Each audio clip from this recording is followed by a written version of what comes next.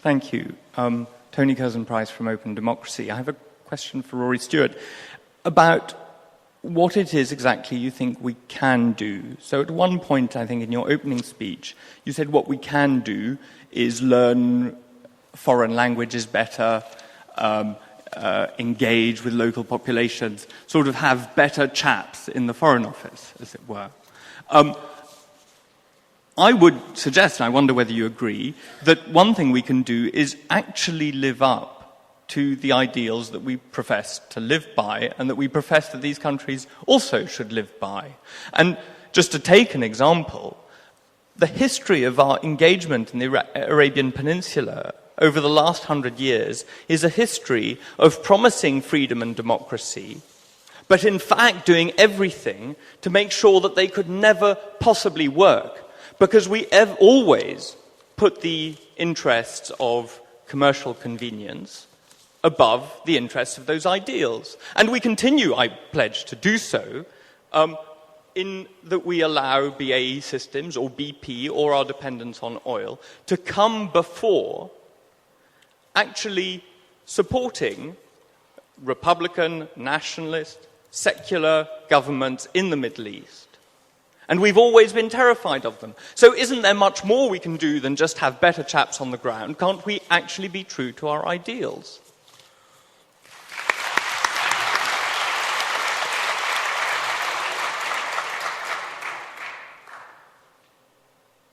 Yes, we can do much better to be true to our ideals. I mean, the history of Britain's involvement in the Middle East since the First World War is shameful. What we did after the collapse of the Ottoman Empire, the way we connived with the Syrian French colony, the way we created a colony in Iraq was shameful. So yes, we can.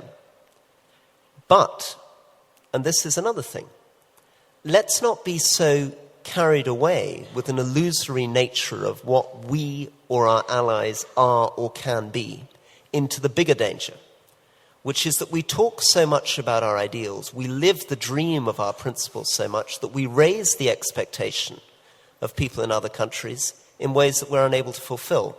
Probably the thing that actually hits me hardest about Iraq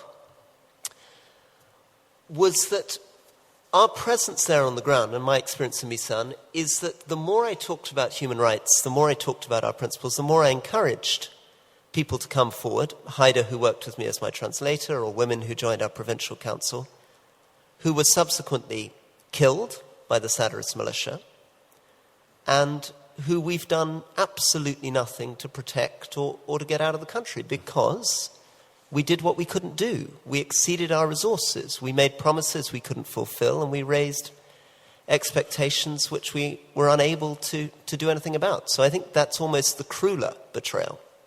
But the other side of that question, which you might also address, Rory, is should we actually be having in our mind the idea of promoting democracy, not necessarily by offering false promises to the people, but by taking on those who are thwarting it, or is it appropriate for us instead to concentrate on the very important point of securing oil, keeping friendly with those who can give the oil on which our economy depends? In other words, have we got our ideals in the wrong order? Do you have a position on whether or not we should actually possibly jeopardize our economic health in favor of the idea of pushing the democracy notion? Okay, this is a really good question because it shows what the whole problem is. The whole problem is that we have created a black and white world in which we imagine that we have to choose all the time, either by being Dick Cheney and focused on oil and oppression and plotting up despots, or on the other hand, Amnesty International with absolutely no contact with the world at all. This is not the choice that we face. This is not what our diplomats are there to do. That's not what our international policy is about. We need to discover how to be pragmatically moral, how to be passionately moderate, how to combine our moral instincts with our interests and being realistic about what we can and can't do. The reason we let people down all the time, the reason we invade these countries and create a mess, the reason we're probably going to do it again for the next 15 years is we have never managed to get a mature conversation going about what we're actually doing and what we can do in these countries. We're not able to understand, firstly, that these countries are not our countries, that these countries do have a claim of sovereignty, that they have their own cultures, their own languages, and they don't really like foreigners being in them. And that therefore what we do with other people's countries, a bit like what I would do with you if you were my friend, has to be limited by a respect for other people's autonomy and other people's choice, and cannot involve an endless oscillation between black and white, assuming that the only choices we face are either oil or the most pure conception of our own moral duty. Doesn't that rather ally the preferences of the people and the regime? What do you think? Well, I was going to say much the same thing. I mean, if we're not very careful, what this conversation becomes is a conversation in which I characterise what Rory says as being effectively amoral and abstentionist, and he characterises what I'm saying as whatever we do, let's get troops in there, even if we don't have them, at the first available opportunity, and tell everybody in those countries exactly what they should be doing. And of course, bits of both those things have happened under various formulations of foreign policy.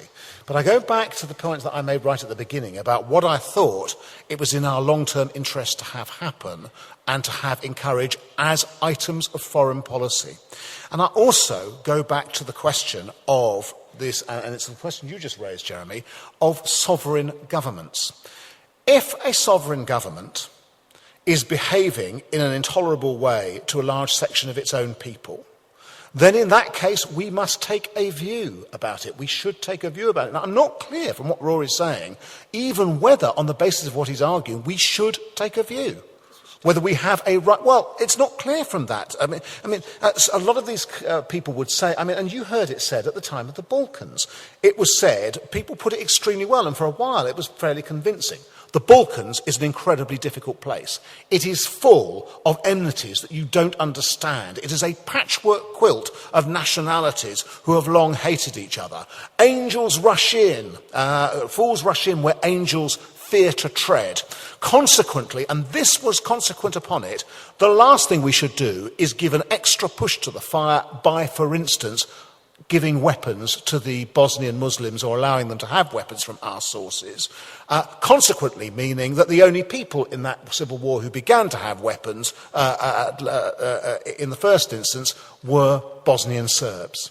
That was where that particular thing led to. An over-scrupulous notion of what it was that was cultural to the region actually led to the position that there was nothing useful that you could do other than stick a few Dutch troops round a safe haven called Srebrenica and then give up when the Serbs came in to perpetrate the worst massacre in European peacetime history. I support the Bosnia intervention, so you're not arguing against I'm not arguing. You talked about the logic of where Chicago's speech goes to. I'm talking about the logic of where where what you outlined could lead a lot of people to go to, and will actually. Rory, it will lead them to... let me just take, for instance, you wrote an absolutely excellent piece for the New York Review of Books at the end of 2009 about Afghanistan. But this is what you said, and it's really interesting. Enlightenment faith that there is nothing intrinsically intractable about Afghan culture and society, and that all men can be perfected to a Western ideal through the application of reason and the laws of social science. Now that, of course, is a caricature. It's a caricature of a position, but it has embedded within it its own position. And its own position, which it doesn't quite state, is Afghan society is intractable to what we would regard as being human rights, social goods, and so on. That's essentially the message that conveys to the reader. David, I'm going to stop you there because we're running out of time, and I want to just give a profile of the rest of the evening now. I want to take one or two more questions, no more than that. Then, David, you're going to give a quick summing up speech. Then you, Rory. And then we're going to have another vote from all of you. So, questions, please. The gentleman over there.